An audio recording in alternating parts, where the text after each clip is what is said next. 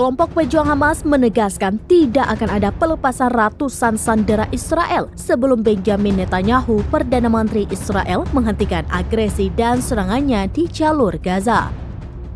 Juru bicara sayap bersenjata Hamas mengatakan baik musuh fasis dan kepemimpinannya yang arogan maupun para pendukungnya tidak dapat menahan tawanan mereka hidup-hidup tanpa pertukaran dan negosiasi, serta memenuhi tuntutan perlawanan. Ancaman ini dilontarkan pejabat senior Hamas di Beirut, Osama Hamdan, merespon ultimatum Perdana Menteri Netanyahu yang meminta Hamas untuk menyerah di tengah gempuran besar-besaran Israel ke Gaza.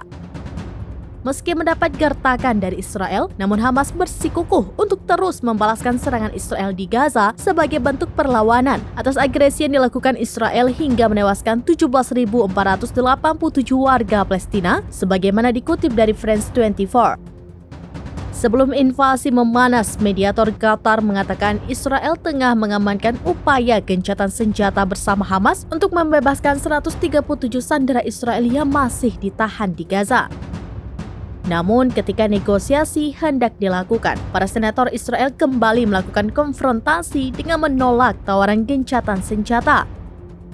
Israel justru semakin menggempur habis-habisan Gaza serta melakukan penyerbuan kepada warga dan objek sipil seperti rumah sakit hingga kamp pengungsian.